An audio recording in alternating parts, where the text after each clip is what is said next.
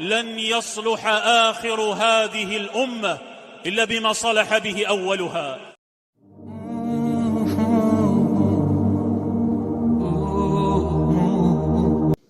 نحمدہ ونصلی علی رسولہ الکریم. قناۃ السلفیہ کی جانب سے میں ہوں عبد الخالق بٹی. محترم دوستو، بھائیو، خاندان نبوت کا جو تعارفی سلسلہ ہم نے شروع کیا ہوا ہے، اس حوالے سے آج آپ کی خدمت میں اللہ کے رسول کے خاندان میں سے جو سب سے قریبی رشتہ دار آپ کے چچے، ان میں سے آج آپ کے ایک چچا جو آپ سے بڑی محبت کرنے والے، بڑے پیار کرنے والے تھے، ابو لہب کا تعارف کروایا جائے گا. ابو لہب یہ آپ کے واحد چچوں میں سے ایک چچا ہے جس کا ذکر قرآن مجید میں بھی آیا ہے، اور اس کے نام سے پوری ایک سورت ہے. تبت یدا ابی لہب وتب ما اغنی عنہ مالہ وما کسب سیصلی نارا ذات لہب وامرأتہ حمالۃ الحطب فی جیدها حبل من مسد. یہ سورۃ اللہب جو ہے قرآن مجید میں، یہ اللہ کے رسول کے چچا ابو لہب کے نام پر یہ ساری سورت اتری. ابو لہب جو ہے یہ دراصل اس کی کنیت تھی، یہ اس کا اصل نام نہیں ہے. عربوں کے ہاں روایت تھی، ان کی ایک عادت تھی کہ وہ زیادہ کنیت کا نام استعمال کرتے تھے، اور کنیت ضروری نہیں ہوتا کہ اس کے بیٹے کا نام ہی ہو تو پھر ہی وہ اپنی، بلکہ یہ ہوتا ہے کہ وہ کسی خاص کام کی وجہ سے، کسی خاص عادت کی وجہ سے بھی وہ کنیت استعمال کر لیتے تھے. مثلا جیسے حضرت ابو ہریرہ، بلیوں والے، تو حالانکہ وہ بلیوں کے باپ تو نہیں تھے، صرف وہ بلیوں کی طرف نسبت کرنے کی وجہ سے ان کو ابو ہریرہ کہا گیا.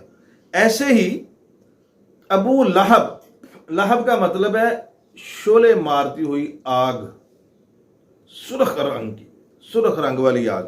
تو چونکہ یہ جو ابو لہب تھا بہت خوبصورت نوجوان اور سرخ سفید رنگ کا مالک، مال بھی اس کے پاس بہت زیادہ تھا، اولاد بھی اپنے قبیلے کے معزز اور سردار لوگوں میں اس کا شمار ہوتا تھا. تو اس کی خوبصورتی اور سفید سرخ رنگ کی وجہ سے قریش والوں نے ان کا لقب، ان کی کنیت رکھ دی ابو لہب. یعنی ان کا چہرہ ایسے ہے جیسے آگ کی لاٹیں ہیں، سرخ رنگ کی روشنی والی لاٹیں. اصل ان کا نام تھا عبد العزیٰ. تو جب یہ جوان ہوئے تو ان کے والد محترم عبد المطلب، انہوں نے اپنے جب بچے کی شادی کی فکر ہوئی تو بنو امیہ خاندان کی طرف جو ہے ان کی نظر گئی، کیونکہ ان کی اپنی ایک ہمشیرہ کی شادی بھی بنو امیہ خاندان میں ہوئی تھی. بڑی مشہور ان کی ہمشیرہ تھی، ہاشم کی بیٹی خالدہ بنت ہاشم، بڑی شاعرہ تھی، دور جاہلیت کی مشہور شاعروں میں سے ان کا نام ہے، اور ان کے مرثیے تاریخ کی کتب میں ملتے ہیں. ان کی شادی بھی چونکہ بنو امیہ خاندان میں ہی ہوئی تھی. تو عبد المطلب نے اپنے بیٹے کی جب شادی کا وقت آیا ابو لہب کا، تو انہوں نے پھر اس وقت اپنے ہم عصر، اپنے کزن حرب سے ان کی بیٹی کا رشتہ مانگا. حرب کی بیٹی جو ہے ان کا نام تھا اروا، اور کنیت اس کی تھی ام جمیل. ام جمیل خوبصورت کی ماں، یعنی وہ بھی بہت خوبصورت تھی، اور اس وجہ سے، اس کی خوبصورتی کی وجہ سے اس کا نام ام جمیل، کنیت ام جمیل پڑ گئی. اور حالانکہ اس کا نام تھا اروا. یہ حضرت ابو سفیان رضی اللہ تعالی عنہ کی ہمشیرہ تھی. حضرت ابو سفیان وہ ہیں جن کی بیوی ہندہ اور جن کے بیٹے حضرت امیر معاویہ رضی اللہ تعالی عنہ ہیں، اور ان کے بیٹے پھر آگے یزید. تو یعنی یزید کے دادا جی حضرت ابو سفیان رضی اللہ تعالی عنہ، ان کی جو ہمشیرہ تھیں اروا کنیت ام جمیل، ان کا رشتہ مانگا عبد المطلب نے، اور ان کی پھر اس طرح شادی ہوئی. تو یہ جوڑا جو ہے ان دونوں کے اپنے بھائیوں میں سے خاص طور پر عبداللہ جو بھائی ان کا فوت ہو چکا ہوا تھا، اس حوالے سے ایک خوشی کا موقع، ایک خوشی والا ان کی محبت کا ایک بڑا مشہور واقعہ ملتا ہے۔ کہتے ہیں کہ ابو لہب بیت اللہ میں بیٹھا ہوا تھا، تو ایک لونڈی ان کی آئی صوبیہ، اس نے آ کر یہ پیغام دیا کہ آپ کے وہ بھائی عبداللہ جو فوت ہو چکے ہیں، ان کے گھر اللہ تعالیٰ نے بیٹے کی ایک نعمت، ان کو بیٹے کی نعمت سے نوازا ہے، ان کے گھر بیٹا ہوا ہے۔ کہتے ہیں کہ ابو لہب اتنا خوش ہوا کہ اس لونڈی کو آزاد کر دیا۔ اس دور میں لونڈی کو آزاد کرنا ایک معنی رکھتا تھا، تو انہوں نے ان کو آزاد کر دیا۔ حالانکہ دیکھا جائے تو عبداللہ کے تو بقایا 9 بھائی اور بھی تھے نا، حضرت عباس بھی تھے، ابو طالب بھی تھے، حمزہ بھی تھے، اور اسی طرح زبیر بھی تھے، حارث تھے، اس طرح مختلف 9 چچے تھے اللہ کے رسول کے۔ ان 9 چچوں میں سے سب سے زیادہ جس کو خوشی ہوئی وہ کون تھا؟ یہی چاچا آپ کا ابو لہب، جس کا نام عبد العزہ تھا، اس کو سب سے زیادہ خوشی ہوئی اور اس نے صوبیہ لونڈی کو آزاد کر دیا۔ اور پھر یہ دونوں میاں بیوی کا یہ محبت، یعنی اس بچے کی جس کی پیدائش پر انہوں نے اتنا خوشی کا اظہار کیا ہے، تو بعد میں ان کے ساتھ کیا محبتیں ہوں گی، کیا خیال ہے؟ اور یہ محبتیں صرف یہاں تک ہی نہیں رہیں، یہ محبتیں رشتہ داری میں بدل گئیں۔ آپ جانتے ہوں گے، اکثر ساتھی جانتے ہوں گے کہ یہ آپ کے چچا کی محبت حضرت محمد صلی اللہ علیہ وسلم کے ساتھ جو محبت تھی، صرف زبانی محبت نہیں رہی بلکہ رشتہ داری میں بدل گئی۔ اللہ کے رسول کی 2 بیٹیاں رقیہ اور ام کلثوم، یہ ابو لہب کے 2 بیٹوں کے ساتھ اس کی شادی ہوئی۔ ابو لہب کی جو اولاد ہے، تھوڑا سا اس کا بھی میں تعارف کروا دیتا ہوں۔ یہ آپ نقشے میں دیکھ سکتے ہیں کہ ابو لہب کے 3 بیٹے تھے اور ان کی 3 ہی بیٹیاں تھیں۔ سب سے بڑے بیٹے کا نام تھا عتبہ، دوسرے بیٹے کا نام تھا عتیبہ اور تیسرے بیٹے کا نام تھا موتب۔ پھر اس کے بعد 3 بیٹیاں درہ، خالدہ اور عزہ۔ سوائے عتبہ کے، سوائے عتیبہ کے، جو دوسرے نمبر والا بیٹا تھا عتیبہ، سوائے عتیبہ کے بقایا ابو لہب کی ساری اولاد مسلمان ہو گئی تھی۔ ہے نا جی حیران کن بات۔ میں نے تو بہرحال جب یہ تاریخ کے حوالے سے پڑھا تو میں بہت حیران ہوا کہ اتنا سخت دین کا دشمن اور اس کی ساری اولاد مسلمان ہو گئی تھی۔ بہرحال وہ بھی آپ نے ہمارے ساتھ رہنا ہے، انشاءاللہ آپ کو ایسی علمی باتیں ملیں گی، ہو سکتا ہے آپ نے اس سے قبل جو ہیں وہ نہ سنی ہوں۔ آپ ابو لہب کے سارے خاندان کا میں تعارف کرواؤں گا کہ عتبہ، عتیبہ اور پھر ان کی جو بیٹیاں، ان کی شادیاں کن کے ساتھ ہوئیں، عتبہ کی شادیاں کن کے ساتھ ہوئیں۔ تو بعد میں یہ کر رہا تھا کہ ابو لہب کی اپنے بھتیجے محمد صلی اللہ علیہ وسلم کے ساتھ محبت رشتہ داری میں بدل گئی، اور رشتہ داری ایسے نہیں بدلتی۔ پیارے بھائیوں، یہ جو لوگ روافض، تھوڑا سا ضمناً ویڈیو تھوڑی سی لمبی ہو سکتی ہے، لیکن میری خواہش ہوتی ہے کہ آپ تک نا ساتھ ساتھ جو بات کے ساتھ ایک دوسری بات اٹیچ ہے نا، تھوڑی سی وضاحت کرتا جاؤں۔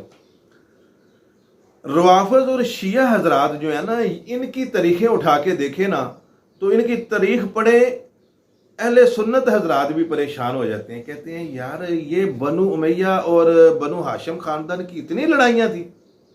یہ سب جھوٹ ہے بھائی۔ بنو امیہ خاندان اور بنو ہاشم خاندان کی آپس میں اتنی محبتیں تھیں، اتنی محبتیں کہ سب سے زیادہ قریش قبیلہ کتنا بڑا قبیلہ تھا، بنو تیم تھا، بنو عدی تھا، بنو مخزوم تھا، بنو ثقیف تھا، بنو ہاشم تھا، بنو امیہ، اتنی برادری، اتنے قبیلے تھے۔ سب سے زیادہ بنو ہاشم کی جو رشتہ داریاں ہیں نا، وہ سب سے زیادہ بنو امیہ کے ساتھ ہیں۔ اور میں اکثر یہ ایک جملہ کہا کرتا ہوں کہ اللہ کے رسول نے جب دین اسلام کی دعوت دی سب سے زیادہ مخالفت بنو ہاشم نے کی اور سب سے زیادہ معاونت بنو امیہ خاندان نے کی. یہ خواہ مخواہ بنو امیہ کو بدنام کیا جا رہا ہے روافض شیعوں کی طرف سے، حالانکہ بنو امیہ کے ان کی محبتیں. اب میں ایک مثال دیتا ہوں محبت کی. ابو لہب کے گھر میں جو بیوی ہے کس خاندان سے ہے؟ ابھی میں نے بتایا نا جی، ابو سفیان رضی اللہ تعالیٰ عنہ کی بہن تھی، بنو امیہ خاندان سے تھی. اچھا، اگر یہ اللہ کے رسول سے اتنی نفرت کرنے والے ہوتی، ایمانداری سے بتائیں، یہ جو رشتے ہوتے ہیں نا، لڑکے کی ماں اگر نہ مانے لڑکے کی ماں، تو رشتے نہیں ہو سکتے. یہ جن کے بچے ہیں، جو بچیوں والے ہیں، اس بات کو بہتر سے جانتے ہیں کہ اگر لڑکے کی ماں ہی نہ کہ میں نے اس طرف نہیں کرنا، خامد لاکھ زور لگا لے، رشتے کے معاملے میں خاص طور پر ہمیشہ عورت کی ہی زیادہ چلتی ہے. تو ابو لہب نے جب اللہ کے رسول کے ساتھ رشتہ جوڑنا چاہا تو سب سے پہلے پھر کس نے آمادگی ظاہر کی ہوگی؟ کیا خیال ہے؟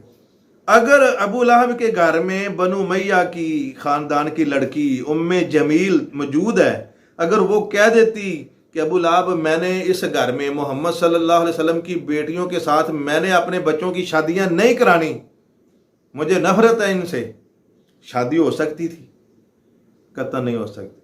یعنی یہ دیکھیں کہ یہ ام جمیل کی بھی ایک محبت کی علامت ہے اللہ کے رسول کے ساتھ کہ ایک نہیں دو ہی بیٹیاں کٹھی. نہیں تو کئی دفعہ لوگ ہوتا ہے نا، ایک نو دیکھ کے اتنا تنگ پی جاتے نے اگلی کی لینی ہے، دفعہ کرو جی. ایک نہیں دو ہی کٹھی، دونوں بیٹیوں کی شادی اپنے دونوں بیٹوں کے ساتھ کروائی ام جمیل نے، بنو امیہ خاندان نے. بہرحال بڑے بیٹے عتبہ کے ساتھ رقیہ کی شادی ہوئی، اللہ کے رسول کی جو بڑی بیٹی تھی رقیہ، اور دوسرا جو چھوٹا بیٹا تھا عتیبہ، اس کے ساتھ ام کلثوم کی شادی ہوئی.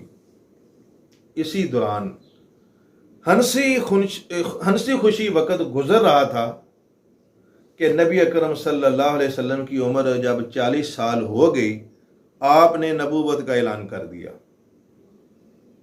اب یہ دیکھیں، پہلے کوئی مسئلہ نہیں ہے، کوئی بنو امیہ خاندان کا بنو ہاشم خاندان کی لڑائیوں والا مسئلہ، کوئی مخالفت، کوئی ذاتی، کوئی رشتہ داری، کوئی اختلاف نہیں، سب کٹھے رہ رہے ہیں، ہنسی خوشی رہ رہے ہیں. جب اللہ کے رسول کے اوپر وحی آنا شروع ہوئی، آپ نبی بنے، آپ نے جب دین اسلام کی دعوت دینا شروع کی، وہی چچا جو سب سے زیادہ پیار کرنے والا تھا ابو لہب، وہ آپ کا سب سے بڑا دشمن بن گیا. یہ ایک فطرتی بات ہے، جو کسی سے جتنی زیادہ محبت کرتا ہے نا جی، تو جب نفرت آتی ہے نا تو پھر عداوت بھی اتنی زیادہ ہی سخت ہو جاتی ہے.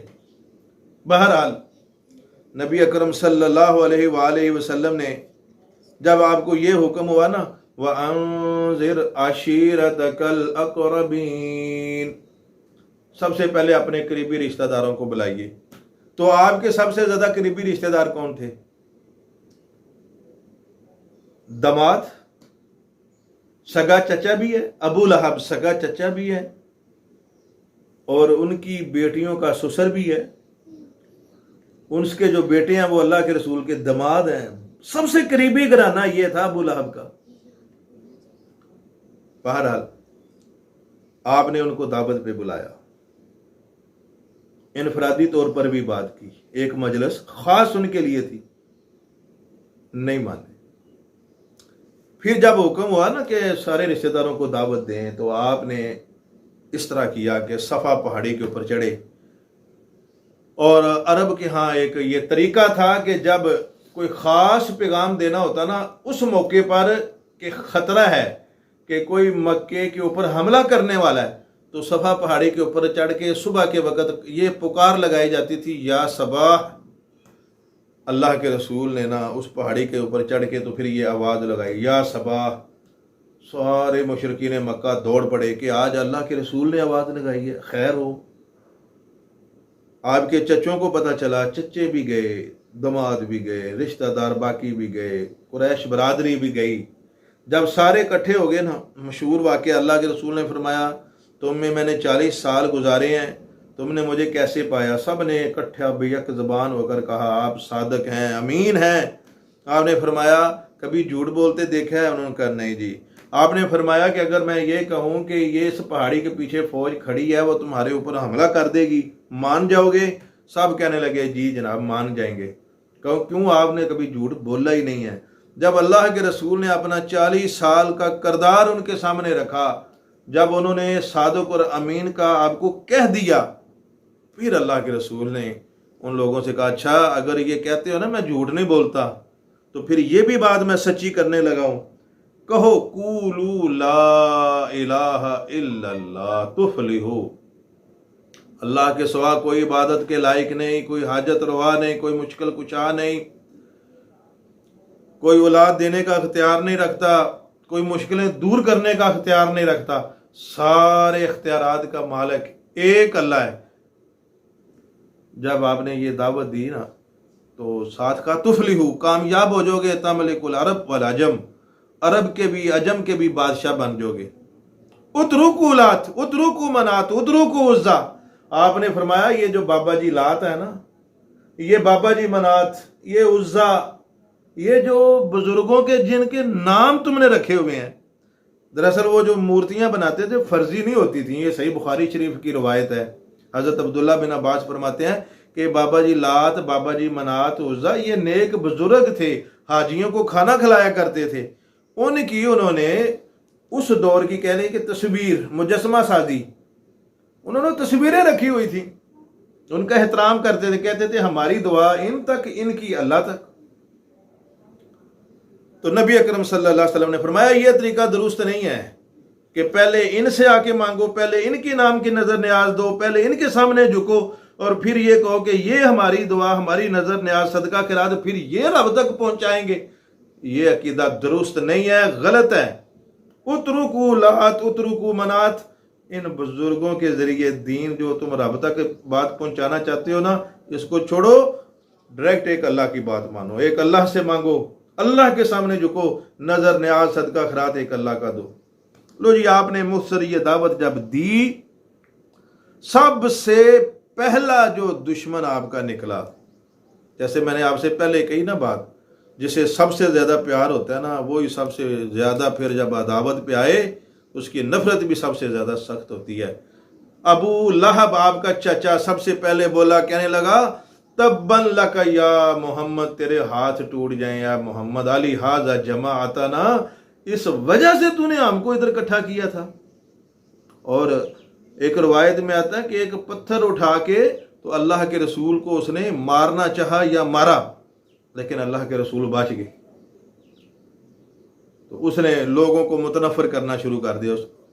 اور پھر اکثر اس کے بعد تو اس کی روٹین ایسی ہو گئی کہ آپ جہاں بھی جاتے نا، جس قافلے میں جاتے، تو وہ اتنا سخت ہو گیا کہ جہاں جہاں وہ جاتا، یعنی جہاں جہاں اللہ کے رسول جاتے، پیچھے پیچھے جو ہے نا ابو لہب چلا جاتا، کہتا ہے یہ میرا بھتیجا ہے، کوئی یہ قریش کے قبیلے کا اس کو معزز آدمی سمجھ کے اس کی بات نہ مان جائے، ہم قریش کے بڑے ہیں، ہم آپ لوگوں کو گواہی دیتے ہیں کہ یہ جھوٹ بول رہا ہے۔ حضرت عباس بھی مخالفت کیا کرتے تھے، وہ بھی مجمع میں ابو لہب کے ساتھ، اپنے بھائی کے ساتھ جا کر لوگوں کو کہا کرتے بھائی محمد کی بات نہیں ماننی، یہ غلط بات ہے۔ بہرحال ابو لہب کی نفرتیں دن رات بڑھتی گئیں، تو پھر وہ جب اس نے یہ کہا نا کہ اللہ کے رسول کے ہاتھ ٹوٹ جائیں، تو پھر اللہ نے بھی قرآن مجید کے اندر سورہ لہب اتار دی، تبت یدا ابی لہب وتب، ہاتھ ٹوٹ جائیں ابو لہب کے، ما اغنی عنہ مالہ وما کسب، اس کا مال کمایا ہوا اس کے کسی کام نہیں آئے گا۔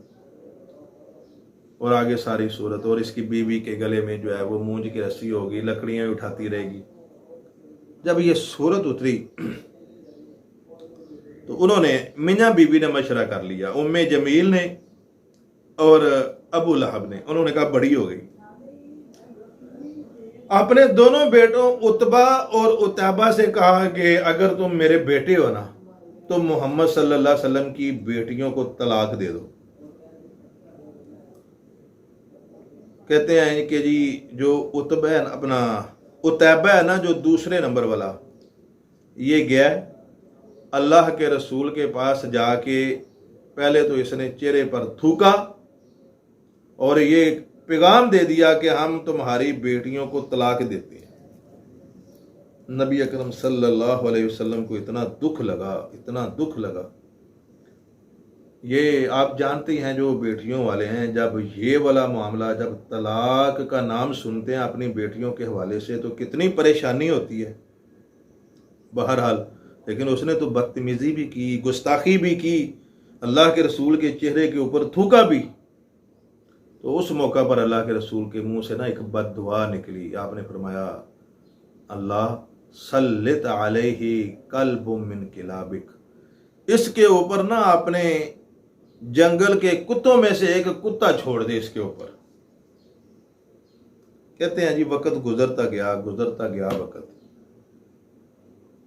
एक दफा शाम के इलाके की तरफ जा रहे थे तो रात हो गई, एक जगह पड़ाव किया उन्होंने, और अल्लाह के रसूल की ज़बान के ऊपर इतना यकीन, क्या ही बात है। आज मुसलमानों हमें भी इतना यकीन नहीं है जितना उसको इतना यकीन था। अबू लहब का बेटा कहता है कि भाई आप, उसने अपने ना कबीले वालों को, सारी बरादरी जो उस वक़्त काफिले के साथी थे ना, उनसे कहने लगा, यार अल्लाह के रसूल ने ना मेरे लिए बद्दुआ की हुई है, मुझे डर है कि मेरे ऊपर कोई दरिंदा ना आ जाए।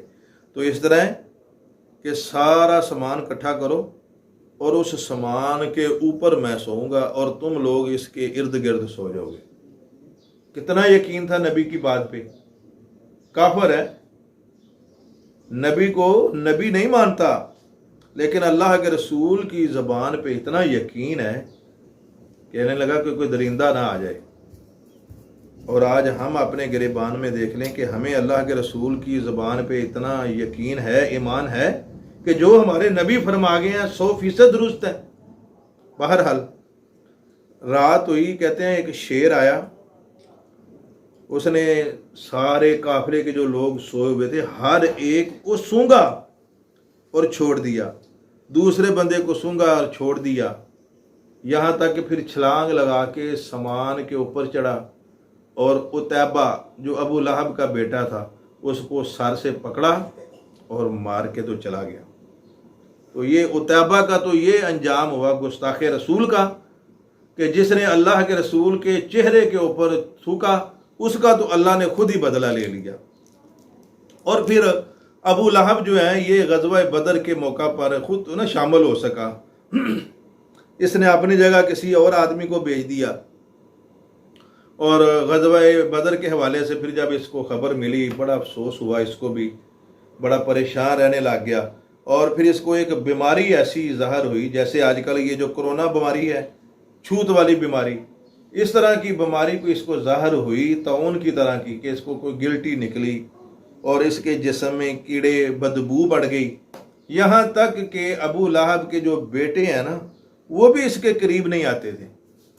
और फिर इसी तरह ये गज़वा बदर के 6-7 महीने के बाद बीमार रह के मर गया और इसको लकड़ के डंडों से ना ऐसे घसीट के कब्र में फेंका गया। यानी इतनी इसकी इबरतनाक मौत हुई। और उसके बाद फिर इसकी जो बीवी थी उम्मे जमील, ये इतनी अल्लाह के रसूल से नफरत करती थी, कूड़ा घर के बाहर।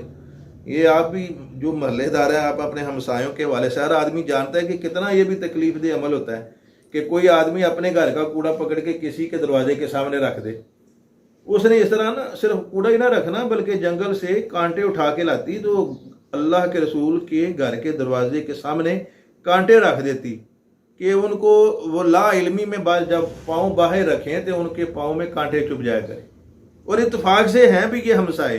ये आपका वो चाचा है, अबू लहब वाहद चाचा है, जिसकी द्वार के साथ द्वार थी अल्लाह के रसूल के घर के। तो हमसाए भी थे। एक आपका हमसाया उकबा बिन अबी मुईत था। तो इन्होंने बहुत तकलीफ़ें दी आपको।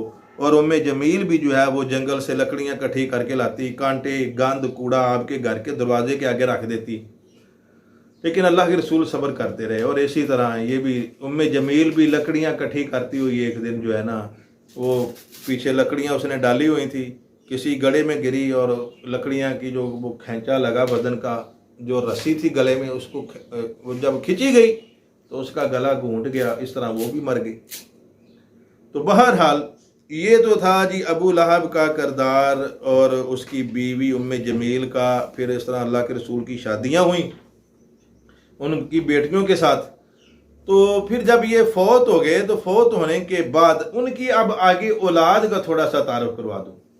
جب نبی اکرم صلی اللہ علیہ وآلہ وسلم نے مکہ فتح کیا، مکہ فتح کرنے کے بعد سب سے پہلے آپ نے سوال کیا حضرت عباس سے، یہ ہوتی ہے قرابت داری، رشتہ داری، خون پھر بھی خون ہوتا ہے، چاہے ابو لہب نے کتنے بھی مخالفتیں کی تھی نا، تو پھر بھی سب سے پہلے اللہ کے رسول نے حضرت عباس سے پتہ کیا سوال کیا؟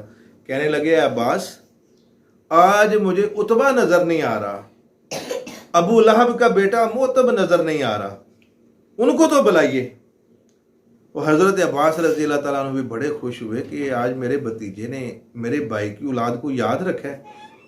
فوراً سب سے پہلے وہ بھاگ کے گئے، ابو لہب کے بیٹے عتبہ کو اور معتب کو بلایا، اور جب وہ اللہ کے رسول کی خدمت میں آئے نا تو آپ نے ان کو بڑے پیار سے پیش آئے، اسلام کی دعوت دی، انہوں نے اسلام کو قبول کر لیا۔